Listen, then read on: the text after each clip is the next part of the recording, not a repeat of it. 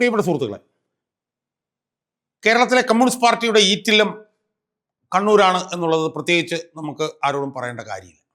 കണ്ണൂരിലെ പാർട്ടിയുടെ വിപ്ലവ പാരമ്പര്യത്തെക്കുറിച്ചും ചരിത്രത്തെക്കുറിച്ചൊന്നും ഞാനിവിടെ വിശദമാക്കാൻ ഉദ്ദേശിക്കുന്നില്ല. പാർട്ടിയുടെ രൂപീകരണം നടന്ന പാറപ്പുറം മുതൽ ഉള്ള കേരളത്തിലെ CPM-ൻ്റെ പോരാട്ട ചരിത്രം എഴുതിയാൽ അത് ഏതാണ്ട് കണ്ണൂരിൻ്റെ പോരാട്ട ചരിത്രമായിരിക്കും എന്നുള്ള കാര്യത്തിൽ നമുക്ക് യാതൊരു സംശയവുമില്ല. വിപ്ലവ വേലിയേറ്റങ്ങൾ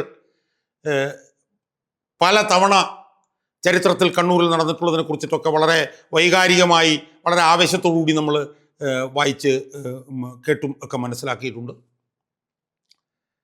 അപ്പോൾ ആ പാരമ്പര്യം ഉൾക്കൊണ്ടുകൊണ്ട് കേരളത്തിലെ കമ്മ്യൂണിസ്റ്റ് പാർട്ടിയുടെ ഏറ്റവും വലിയ ശക്തി ദുർഗമായി നിൽക്കുന്നത് ഇപ്പോഴും കണ്ണൂർ ജില്ലയാണ് എന്നുള്ള കാര്യത്തിൽ യാതൊരു തർക്കവുമില്ല. എന്നാൽ പതിറ്റാണ്ടുകളായി അല്ലെങ്കിൽ CPM രൂപീകരിച്ച കാലം മുതൽ തന്നെ കേരളത്തിലെ CPM-ൻ്റെ ശക്തിദുർഗമായി നിന്ന കണ്ണൂർ ജില്ലയിൽ ഇപ്പം എന്താണ് ഉണ്ടായിക്കൊണ്ടിരിക്കുന്നത്? പതിറ്റാണ്ടുകളായി CPM-ൻ്റെ ചുവന്ന കോട്ടയായി നിന്ന ശക്തിദുർഗമായി നിന്നിരുന്ന റെഡ് ഫോർട്ടായി നിന്നിരുന്ന കണ്ണൂർ ജില്ലയിലെ പാർട്ടി ഇന്ന് പപ്പടം പോലെ പൊടിയുന്നതല്ലേ സുഹൃത്തുക്കളെ നമ്മൾ കണ്ടുകൊണ്ടിരിക്കുന്നത്, അല്ലേ? നമ്മൾ കണ്ണൂർ ജില്ലയിലെ പാർട്ടിയുടെ ചരിത്രം, അതിൻ്റെ നേതാക്കന്മാർ, അവരെക്കുറിച്ചൊക്കെ നമ്മൾ ചിന്തിച്ചു പോയി. KKG മുതൽ KPR ഗോപാലൻ മുതൽ പാർട്ടിക്ക് ആവേശം നൽകി എത്രയോ നേതാക്കന്മാർ, EK നയനാർ, CH കണാരൻ, അങ്ങനെ എത്രയെത്ര നേതാക്കന്മാർ, അവരൊക്കെ നട്ടുവളർത്തി നനച്ച് വലുതാക്കിയ കണ്ണൂരിലെ CPM, ആ CPM-ൻ്റെ ഇപ്പോഴത്തെ അവസ്ഥ എന്താ? ഞാൻ നേരത്തെ പറഞ്ഞ പോലെ പപ്പടം പൊടിയുന്ന പോലെ പൊടിയല്ലേ. ഈ പശ്ചാത്തലത്തിൽ കണ്ണൂരിലെ പാർട്ടിയിൽ ഉണ്ടായിട്ടുള്ള മാറ്റങ്ങൾ, കണ്ണൂരിലെ പാർട്ടി എങ്ങനെ ഇങ്ങോട്ടേക്ക് എത്തി എന്നുള്ളത് കുറച്ച് സമയമെടുത്തൊന്ന് വിശകലനം ചെയ്യാൻ വേണ്ടിയിട്ടാണ് പാർട്ടി ഇപ്പോൾ നേരിടുന്ന പ്രതിസന്ധിയുടെ പശ്ചാത്തലത്തിൽ ഞാൻ ഈ വീഡിയോയിലൂടെ ശ്രമിക്കാം. സുഹൃത്തുക്കളെ, കണ്ണൂരിലെ കേരളത്തിലെ ഏറ്റവും സുസജ്ജമായിട്ടുള്ള പാർട്ടി, ഏറ്റവും കൂടുതൽ പാർട്ടി അംഗങ്ങളുള്ള പാർട്ടി, ഏറ്റവും ശക്തരായ നേതാക്കന്മാർ ഉരുത്തിരിഞ്ഞു വന്ന പാർട്ടി, ഏറ്റവും കൂടുതൽ ഉറച്ച മണ്ഡലങ്ങളുള്ള പാർട്ടി, ആ പാർട്ടിയുടെ ഇന്നത്തെ അവസ്ഥ എന്താ? അതിലേക്ക് ഞാൻ പടിപടിയായി വരാം. ആ പാർട്ടി കേരളത്തിലെ പാർട്ടിയെ ഒരു 3-4 പതിറ്റാണ്ട് കാലമായി നിയന്ത്രിക്കുന്ന പാർട്ടിയാണ്. അതിൻ്റെ വിശദാംശങ്ങൾ ഞാൻ പല വീഡിയോകളിലും പറഞ്ഞിട്ടുണ്ട്. ഇപ്പോഴും കേരളത്തിലെ പാർട്ടി എന്ന് പറഞ്ഞാൽ സമം കണ്ണൂർ പാർട്ടി എന്നാണ്. കേരളത്തിലെ മുഖ്യമന്ത്രി കണ്ണൂരിൽ നിന്നാണ്, കേരളത്തിലെ പാർട്ടി സെക്രട്ടറി കണ്ണൂരിൽ നിന്നാണ്, സംസ്ഥാന സെക്രട്ടറിയിൽ തന്നെ ഭൂരിപക്ഷം നേതാക്കന്മാർ കണ്ണൂരിൽ നിന്നാണ്, സംസ്ഥാന കമ്മിറ്റിയിൽ ഭൂരിപക്ഷം നേതാക്കന്മാർ കണ്ണൂരിൽ നിന്നാണ്, കേന്ദ്ര കമ്മിറ്റിയിലും ഒരുപാട് പേര് കണ്ണൂരിൽ നിന്നുണ്ട്. അപ്പം കണ്ണൂർ പാർട്ടി, കേരള പാർട്ടി സമം കണ്ണൂർ പാർട്ടി എന്നുള്ളതാണ് കഴിഞ്ഞ ഒരു 3-4 പതിറ്റാണ്ട്, 2-3 പതിറ്റാണ്ട് കാലത്തെ സമവാക്യം. അതിൽ സ്വാഭാവികമാണ്. കാരണം കേരളത്തിൽ ഏറ്റവും ശക്തമായിട്ടുള്ള, സുസംഘടിതമായിട്ടുള്ള, സുസജ്ജമായിട്ടുള്ള പാർട്ടി സംവിധാനമുള്ളത് കണ്ണൂർ പാർട്ടിയിലാണ്. അങ്ങനെ ഇവോൾവ് ചെയ്ത് വരാൻ കാരണം എന്താ? കണ്ണൂർ പാർട്ടിയിൽ ആണ് എല്ലാ കാലത്തും CPM-ൻ്റെ തലമുതിർന്ന നേതാക്കന്മാർ ഉണ്ടായിരുന്നത്. KPR ഗോപാലൻ, AKG മുതൽ നമ്മൾ ഇങ്ങോട്ട് എടുത്ത് നോക്കിയാൽ പിന്നെ EK നയനാർ, അങ്ങനെ എത്രയോ നേതാക്കന്മാർ, CH കണാരൻ, ചടയൻ ഗോവിന്ദൻ, അവരെല്ലാം തന്നെ കണ്ണൂരിൽ നിന്നുള്ള നേതാക്കന്മാരാണ്. തെക്കൻ കേരളത്തിൽ നിന്ന് നമുക്ക് എടുത്തു പറയാവുന്ന നേതാക്കന്മാരെന്ന് പറഞ്ഞാൽ പിന്നെ EMS-ഉം VS-നെ ഒക്കെ നമുക്ക് കാണിക്കാൻ കഴിയുള്ളൂ. കണ്ണൂരിൽ നിന്ന് ഒരു പിടി നേതാക്കന്മാരെ ആ നിലയിൽ നമുക്ക് കാണാൻ കഴിയും. അവരുടെയൊക്കെ നേതൃത്വത്തിൽ വളർന്ന് വികസിച്ചു വന്ന പാർട്ടിയാണ് കണ്ണൂർ ജില്ലയിലെ CPM എന്ന് പറയുന്നത്. എന്നാൽ കണ്ണൂർ ജില്ലയിലെ CPM ഏറ്റവും ആദ്യം പ്രതിസന്ധി നേരിട്ടത് എപ്പോഴാണ്? യഥാർത്ഥത്തിൽ ഏറ്റവും ആദ്യത്തെ പ്രതിസന്ധി നേരിട്ടത് 80കളുടെ മധ്യത്തിൽ കണ്ണൂരിലെ ഏറ്റവും ജനകീയനായിരുന്ന, ഏറ്റവും ജനപിന്തുണയുള്ള നേതാവായിരുന്ന MV രാഘവൻ അന്ന് ഈ മുസ്ലിം ലീഗുമായിട്ടുള്ള ബന്ധത്തിൻ്റെ പ്രശ്നത്തിൽ ഈ പാർട്ടിയെ വിട്ടുപോയപ്പോഴാണ് കണ്ണൂർ ജില്ലയിലെ പാർട്ടി ആദ്യം വലിയൊരു വെല്ലുവിളി നേരിട്ടത്. ആ വെല്ലുവിളി യഥാർത്ഥത്തിൽ CPM-ന് പരിഹരിച്ച് പോരാൻ കഴിഞ്ഞു. കാരണം സംസ്ഥാന തലത്തിൽ EMS-നെ പോലെയും VS-നെ പോലെയും കണ്ണൂരിൽ നിന്നുള്ള നയനാരെ പോലെയൊക്കെയുള്ള നേതാക്കന്മാരുണ്ടായിരുന്നു.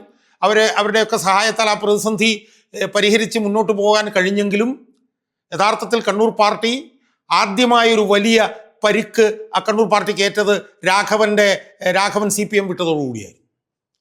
രാഘവൻ CPM വിട്ടു. രാഘവനോടൊപ്പം പല പ്രധാനപ്പെട്ട നേതാക്കന്മാർ CPM വിട്ടു. പുത്തലത്ത് നാരായണൻ CPM വിട്ടു. KP കുഞ്ഞിക്കണ്ണൻ എന്ന് പറഞ്ഞൊരു നേതാവുണ്ട്, അദ്ദേഹം പോയി. O ഭരതൻ എന്ന് പറഞ്ഞൊരു നേതാവുണ്ടായിരുന്നു. അപ്പം അങ്ങനെ രാഘവൻ പോയ പ്രശ്നം സംസ്ഥാന തലത്തിൽ CPM-ന് പരിഹരിച്ചെടുക്കാൻ കഴിഞ്ഞെങ്കിലും കണ്ണൂർ CPM-ന് വലിയ പരിക്ക് അന്നുണ്ടായി. പ്രധാനപ്പെട്ട അല്ലെങ്കിൽ CPM-നെ കണ്ണൂരിൽ വളർത്തിയെടുത്ത പല പ്രധാനപ്പെട്ട നേതാക്കന്മാരും അന്ന് പാർട്ടി വിട്ടുപോയി. അന്ന് അവസാനം വരെ MV രാഘവനോടൊപ്പം നിൽക്കുകയും അവസാനം MV രാഘവന് ചതിച്ച് ഈ പാർട്ടിയിലേക്ക് തിരിച്ചു വരികയും ചെയ്ത ആളാണ് ഇന്നത്തെ പാർട്ടി സെക്രട്ടറി ആയിട്ടുള്ള MV ഗോവിന്ദൻ. അതെപ്പോഴെങ്കിലും നമുക്ക് വേറൊരു വീഡിയോയിൽ ചർച്ച ചെയ്യാനുള്ള വിഷയമുണ്ട്, ഞാൻ അതിനകത്തേക്ക് പോകുന്നില്ല. എന്തായാലും ആദ്യത്തെ പരിക്ക് അന്ന് സംഭവിച്ചു. യഥാർത്ഥത്തിൽ ഇന്ന് നമ്മൾ തിരിഞ്ഞു നോക്കുമ്പോൾ ആ രാഘവൻ്റെ പാർട്ടിയിൽ നിന്നുമുള്ള പുറത്തേക്കുള്ള പോക്ക് പരിഹരിച്ചതിൻ്റെ ഭാഗമായുണ്ടായിട്ടുള്ള പ്രശ്നമാണ് ഇന്ന് വളരെ രൂക്ഷമായിട്ടുള്ളൊരു പ്രശ്നത്തിലേക്ക് വികസിച്ച് വന്നത് എന്ന് നമുക്ക് കാണാൻ കഴിയും എന്ന് എനിക്ക് സൂചിപ്പിക്കാം. കാരണം അന്ന് രാഘവനും പുത്തലത്ത് ദിനേശനും O ഭരതനും ഇതുപോലുള്ള നേതാക്കന്മാരൊക്കെ ഒന്നാംകിട നേതാക്കന്മാരൊക്കെ പോയി കഴിഞ്ഞപ്പോൾ പിന്നെ അവിടെ പാർട്ടിയെ കെട്ടിപ്പടുക്കാൻ നേതൃത്വത്തിലേക്ക് വന്ന നേതാക്കന്മാരാണ് പിണറായി വിജയനും കോടിയേരി ബാലകൃഷ്ണനും. എന്ന് പറഞ്ഞാൽ പ്രധാനപ്പെട്ട ഈ പറഞ്ഞ പോലെ പാർട്ടിയെ കെട്ടിപ്പടുക്കാൻ കഴിയുന്ന സംഘടനാ പാഠവുമുള്ള പ്രത്യയശാസ്ത്ര ശുദ്ധിയുള്ള നേതാക്കന്മാരൊക്കെ രാഘവൻ പോയപ്പോൾ രാഘവൻ്റെ കൂടെ അങ്ങ് പോയി. പിന്നീട് വന്നത് ഒരു രണ്ടാം കിട നേതൃത്വം അല്ലെങ്കിൽ മൂന്നാം കിട നേതൃത്വമായിരുന്നു. ഞാൻ പലപ്പോഴും തിരിവ് എന്ന് നമ്മൾ പറയും. ഒരു കൊട്ട നിറച്ച ആപ്പിളുണ്ട്, നല്ല ആപ്പിളുകളെല്ലാം എടുത്തു കളഞ്ഞ് ഈ പറഞ്ഞ പോലെ രോഗം ബാധിച്ച അല്ലെങ്കിൽ കുറച്ച് ചീഞ്ഞ ആപ്പിളുകളൊക്കെ അതിനകത്ത് കിടപ്പുള്ളൂ. അതിനകത്ത് നിന്ന് ഒരെണ്ണം തിരഞ്ഞെടുക്കാൻ പറഞ്ഞാൽ നിങ്ങൾക്ക് അതിനകത്ത് ഒരെണ്ണം തിരഞ്ഞെടുക്കേണ്ടി വരും. അങ്ങനെ തിരഞ്ഞെടുത്ത് അധികാരത്തിലേക്ക് വന്നവരാണ് ഈ പിണറായി വിജയനും കോടിയേരി ബാലകൃഷ്ണനും. അപ്പോൾ യഥാർത്ഥത്തിൽ 80കളുടെ തുടക്കം മുതൽ തന്നെ കണ്ണൂർ പാർട്ടിയുടെ ഒരു വീഴ്ച ആരംഭിച്ചു എന്ന് നമ്മൾ വിലയിരുത്തേണ്ടി വരും.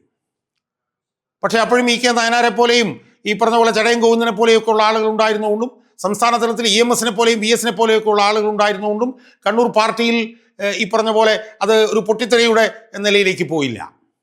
പക്ഷെ എങ്കിലും ആ ജീർണത അത് പയ്യെ ആ രോഗം ഇങ്ങനെ പയ്യെ പടർന്നു വന്നുകൊണ്ടിരുന്നു. പിണറായി വിജയനും കോടിയേരി ബാലകൃഷ്ണനുമൊക്കെ ഈ പാർട്ടിയെ നയിക്കാനുള്ള സംഘടനാ ശുദ്ധിയോ അല്ലെങ്കിൽ പ്രത്യയശാസ്ത്ര ശുദ്ധിയോ ഒന്നുമുള്ള നേതാക്കന്മാരായിരുന്നില്ല. അവരൊക്കെ ഒരു സൈസ് ഒരു ആവറേജോ അല്ലെങ്കിൽ ജസ്റ്റ് ബിലോ ആവറേജോ ആയിട്ടുള്ള നേതാക്കന്മാരായി. പക്ഷേ കണ്ണൂരിൽ ചടയം ഗോവിന്ദനെ പോലെയും EK നായനാരെ പോലെയൊക്കെ ഉള്ള വലിയ തലപ്പൊക്കമുള്ള ഉണ്ടായിരുന്നതുകൊണ്ട് വലിയ പ്രശ്നത്തിലേക്കൊന്നും പോയില്ല. 87-91 നായനാർ മുഖ്യമന്ത്രിയായി.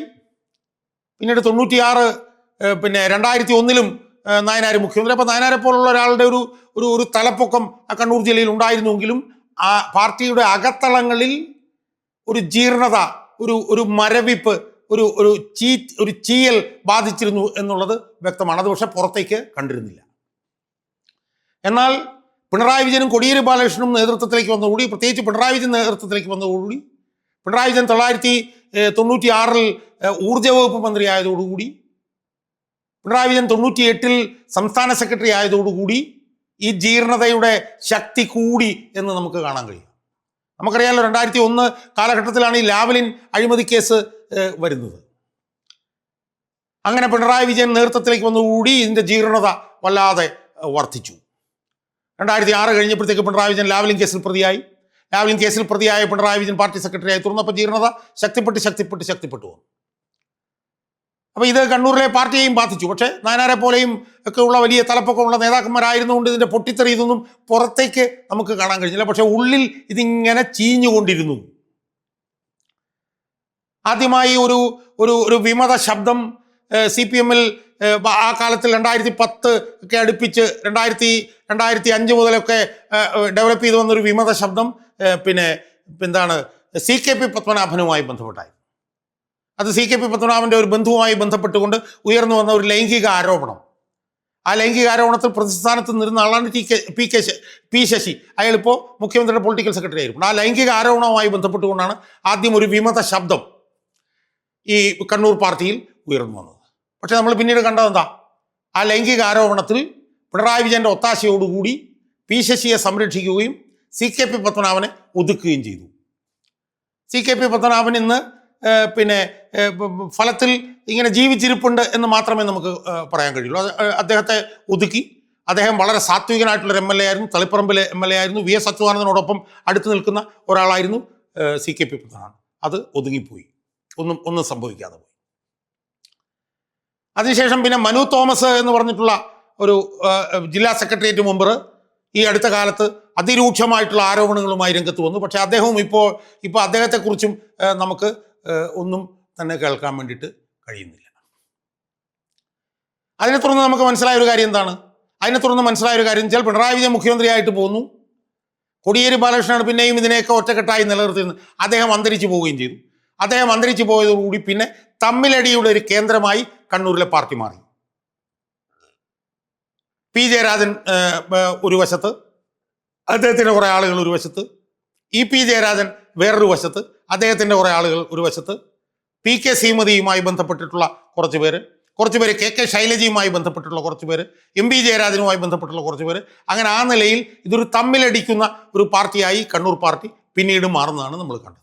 പക്ഷേ അധികാരമൊക്കെ ഉള്ളതുകൊണ്ട് ആ അധികാരത്തിൻ്റെ ഒരു ശീതള ഛായയിൽ ഇവരെല്ലാവരും ഏതാണ്ട് ഒരുമിച്ച് നിൽക്കുന്നത് നമ്മൾ പിന്നീട് കണ്ടു. പിന്നീടുണ്ടായ ഏറ്റവും വലിയൊരു തർക്കം എന്താ? അത് EP Jayarajan MP Govindan തർക്കമായിരുന്നു. MP Govindan സംസ്ഥാന സെക്രട്ടറി ആയതോടുകൂടി EP ജയരാജൻ വലിയ തോതിൽ എതിർ ശബ്ദം പുറപ്പെടുവിച്ചു തുടങ്ങി.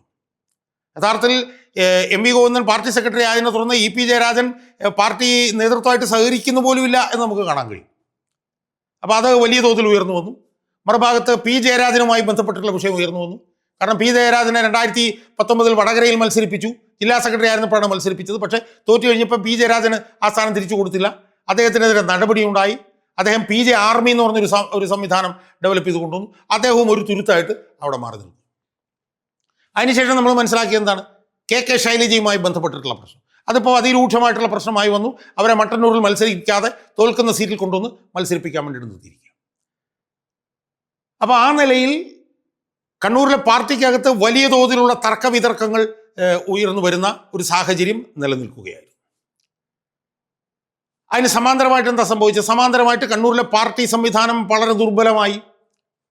ഇപ്പോൾ ഇരിക്കുന്ന പാർട്ടിയുടെ ജില്ലാ സെക്രട്ടറി എന്ന് പറഞ്ഞു കഴിഞ്ഞാൽ ഏറ്റവും പരമ ദുർബലനായിട്ടുള്ള ഒരു ജില്ലാ സെക്രട്ടറിയാണ് അവിടെ ഉള്ളത്. KK രാഗേഷ് എന്ന് പറഞ്ഞാൽ അയാൾക്ക് ചുക്കും ചുണ്ണാമ്പ് ഇതിനെ പിടിച്ചിർത്താൻ വേണ്ടിയിട്ട് പറ്റാത്ത ഒരു സ്ഥിതിയിലേക്ക്. സമാന്തരമായി കണ്ണൂർ പാർട്ടിയിലെ അഴിമതി എല്ലാ സീമകളും ലംഘിച്ച് വളർന്നു വലുതായി. അഴിമതിയുടെ കൂത്തരങ്ങായി കണ്ണൂരിലെ പാർട്ടി മാറി.